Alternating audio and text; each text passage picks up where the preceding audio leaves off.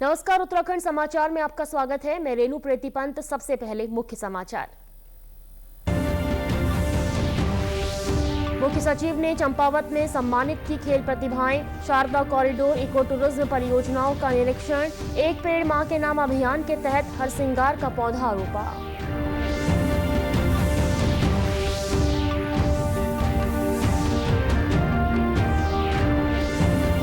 नंदा गौरा योजना में बड़ी राहत। आवेदन की अंतिम तिथि बढ़ाकर 20 दिसंबर की गई। 31 दिसंबर सुधार का आखिरी मौका।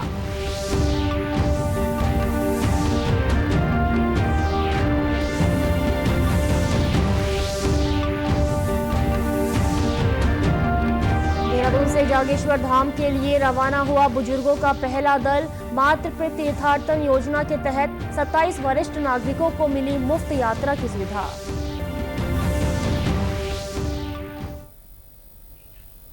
अब समाचार विस्तार से। मुख्य सचिव आनंद बर्धन ने चंपावत जिले में विभिन्न राष्ट्रीय प्रतियोगिताओं में उत्कृष्ट उपलब्धि प्राप्त करने वाले खिलाड़ियों एवं कोच को मेडल और शॉल उड़ाकर सम्मानित किया। मुख्य सचिव ने खिलाड़ियों के व्यक्तिगत कोचों को भी सम्मानित किया।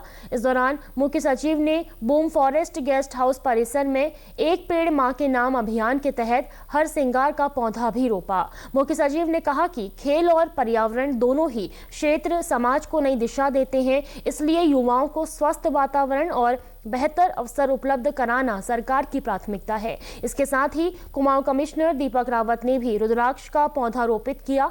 मुख्य सचिव आनंद बर्धन ने 2 दिवसीय दौरे पर चंपावत पहुंचकर NHPC सभागार बनबसा में महत्वपूर्ण विकास परियोजनाओं की विस्तृत समीक्षा की। Sharda corridor, Purnagiri ropeway, Tanakpur Bageshwar rail line, inland port, बाढ़ सुरक्षा और ब्रिटकुल पुलों की प्रगति पर विशेष ध्यान देते हुए उन्होंने सभी कार्यों को समयबद्ध पूरा करने के सख्त निर्देश दिए। रोपवे कंपनी को हर सप्ताह जिलाधिकारी को प्रगति रिपोर्ट देने, रेल लाइन का नया अलाइनमेंट तैयार करने और बाढ़ सुरक्षा में कम लागत वाले प्रभावी मॉडल अपनाने के भी निर्देश दिए गए। अभी कई प्रोजेक्ट्स चल रहे हैं, कई प्रोसेस में हैं, स्वीकृति की प्रोसेस में है और एडवांस स्टेज पे जो काम चल रहे हैं उसके तो गति प्रदान करने के लिए कहा गया है। वैसे अभी कुछ हम साइट्स पे भी जाके देखेंगे क्या स्टेटस है।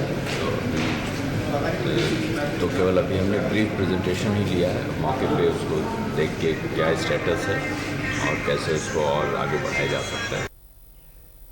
वहीं मुख्य सचिव आनंद बर्धन ने टनकपुर, शारदा बैराज, बूम, बाटनागाड़ और श्यामलाताल क्षेत्र का दौरा किया। इस दौरान उन्होंने शारदा कॉरिडोर, बाढ़ सुरक्षा, इको टूरिज्म और आधारभूत ढांचे से जुड़े विकास कार्यों की जमीनी हकीकत जांची और संबंधित अधिकारियों को त्वरित और गुणवत्तापूर्ण कार्यों के लिए जरूरी निर्देश दिए। टनकपुर स्थित शारदा बैराज पर पहुंचकर मुख्य सचिव ने पर्यटन एवं एरोस्पोर्ट्स की संभावनाओं पर विस्तृत चर्चा की। शारदा घाट पर चल रही शारदा कॉरिडोर परियोजना का जायजा लेते हुए उन्होंने कार्य में तेजी लाने के निर्देश दिए।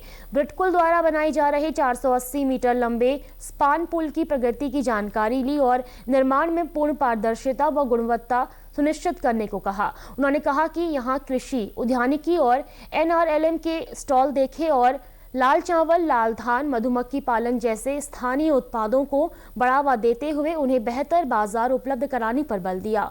मुख्य सचिव ने सभी विभागीय अधिकारियों से कहा कि मुख्यमंत्री की मंशा के अनुरूप चंपावत को आदर्श जिला बनाने के लिए सभी परियोजनाओं को समयबद्ध और गुणवत्तापूर्वक पूरा किया जाए।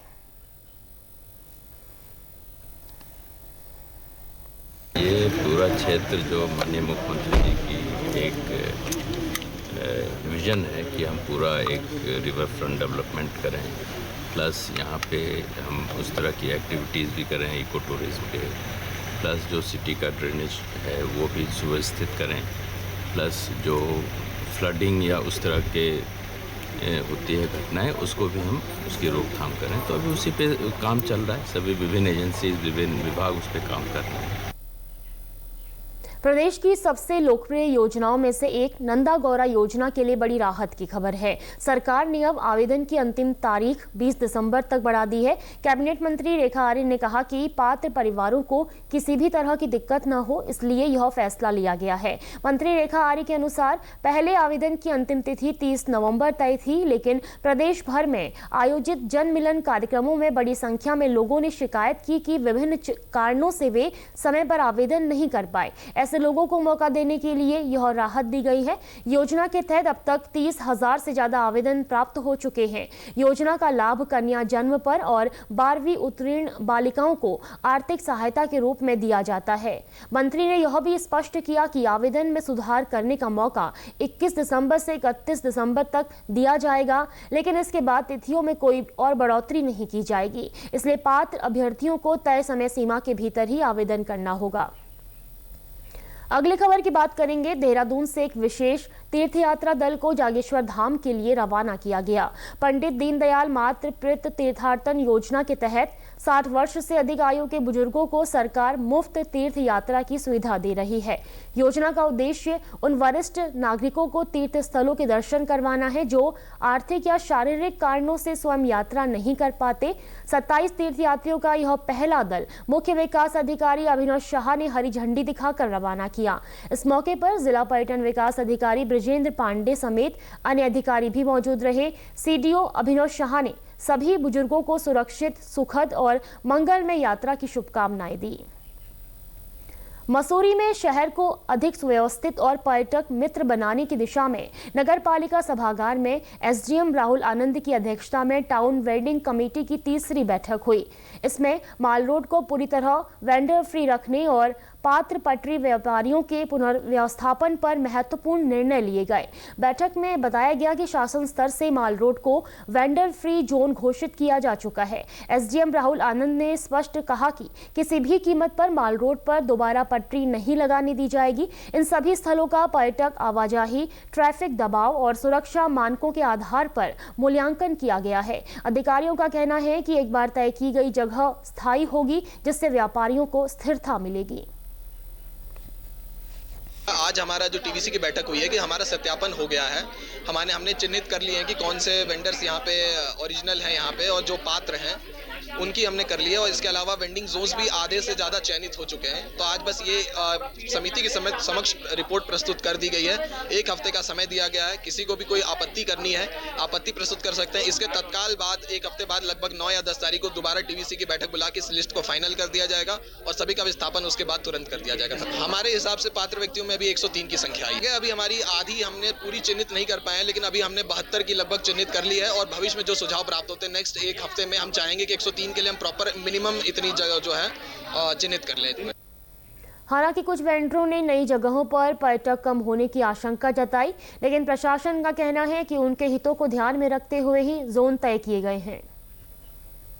ये जो टीवीसी की आज मीटिंग हुई है, इसमें हमें कहा गया है कि हमने कार्नवे वेंडर छांट लिए हैं या किस वजह से कैसे छांटे हैं, वो तो अभी हमारे वाली भी लिस्ट नहीं आई। जब लिस्ट आएगी तो तभी हम कंफर्म कर पाएंगे। और सभी लोग आपस में बैठेंगे कि कहाँ बैठाया जा रहा, कैसे बैठाया जा रहा, कहीं ऐसा तो नहीं हमें भगाया तो नहीं जा रहा है, या हमारा कोई और तो नहीं हो रहा है, या हमें सिर्फ भगाने के लिए ये साजिश है और कुछ नहीं है। हमें कुछ ऐसी भी शंका लगती है। आज की तारीख में नीचे रोड पे मतलब ठीक है कितना कंजेस्टेड होगी हम भी समझते हैं, हम इससे मुखर नहीं होना चाहते।